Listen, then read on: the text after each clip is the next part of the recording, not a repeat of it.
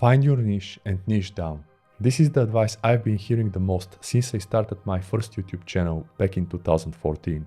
Although I listened to it for a period, nowadays I feel it could actually harm aspiring creatives, especially polymaths. So in this one, I'll share what I see as my biggest creator mistake and a few tips on how to avoid it. Creativity. In Kabbalistic psychology, creativity goes hand in hand with the principles of expansion and development. Through the lens of modern thinkers like Naval Ravikant, creativity demands forging connections between spectrum of ideas and basically adopting not a specialist but a generalist approach. According to Ravikant, specializing is for robots, whereas following a generalist approach, human nature. Consistency. Unlike niching down, consistency is one of the best pieces of advice for creators, yet forcing myself to niche down would undoubtedly come first when considering what many times prevented me from actually being consistent. A real story. I started publishing my music, but my passion for bodybuilding and biohacking soon took center stage. My first content was focused on the 1 meal a day plan OMAD, followed by discussions on training and topics like NoFap. Bodybuilding kinda became my gateway into self-help, which expanded into philosophy, psychology, and Western esotericism.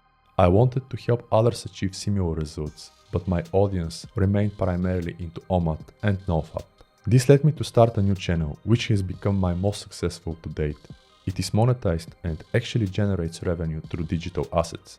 After producing about 100 long-form videos, my interest in modern research actually increased.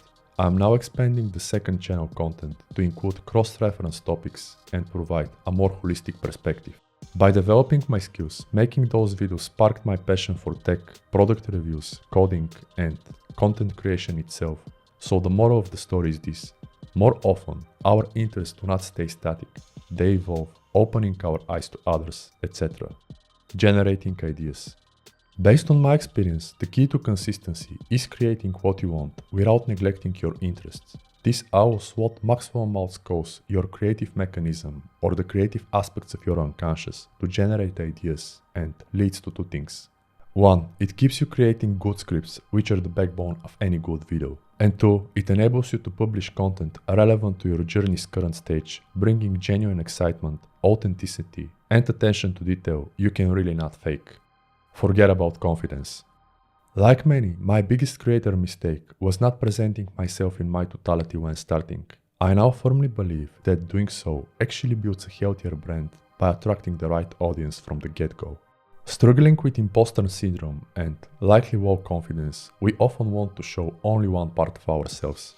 In reality, waiting to build confidence to do the things that you really want is a sure way to never live, let alone create. Basically, it is a recipe for postponing your life and career. Therefore, I suggest embracing uncertainty and relying on courage, which, based on my experience, is much more reliable. According to Adlerian psychology and the book The Courage to be Disliked, all our issues are interpersonal and caused by lacking courage and the fear of being judged.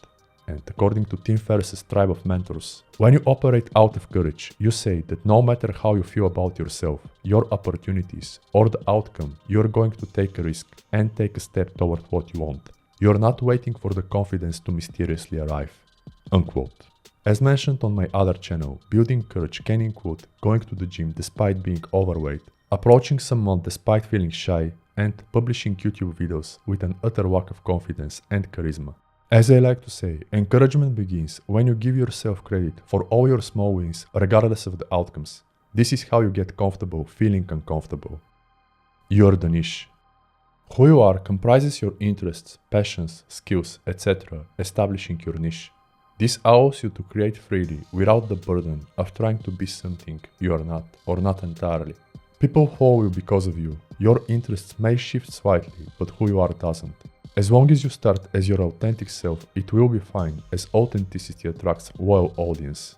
Limiting yourself to one niche increases the likelihood of starting to hate it over time, turning a genuine passion into an actual dread. You'll also feel restricted creatively and somewhat handicapped when it comes to showing the real you. Excitement. Creating things you're not excited about leads to burnout and distaste for your craft. When curated appropriately, your different topics complement each other, offering a unique perspective. So my suggestion is to build and deliver what Robert Greene calls the Vinci perspective.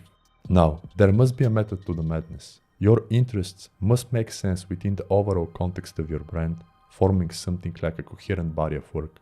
Examples include graphic and or web design, coding, tech, lifestyle and product reviews, or content creation, personal branding, self-improvement and lifestyle, or self-improvement, philosophy, psychology, esotericism, holistic living. Your audience should be attracted to a combination of such topics, allowing for growth or pivoting. Discussing completely unrelated subjects is likely a bad idea, and an example might be scuba diving, finance, and baking. On the other hand, the right combination of topics can be seen as a quote-unquote unofficial niche in and of itself. And here's why. Gym enthusiasts often get into personal development, philosophy, and spirituality. Coders and designers are often into tech, EDC, cars, and even sneakers. Tech enthusiasts might also be interested in quotes, EDC, fitness, and holistic living.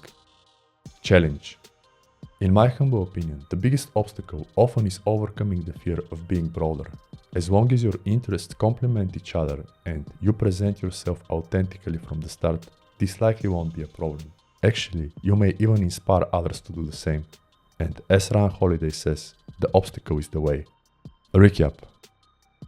So to wrap up, the key message is this. Put yourself out there in your totality by making your brand a bona fide expression of an unofficial culture or niche. Look into the future, ensuring all your interests are growing fields, complementing each other and developing you as a person. Share that person's journey as best as you can, improving with each piece and actually benefiting others. But that's just my opinion. Let me know if you agree, subscribe to my channels, check the links in the description, and thank you for your time.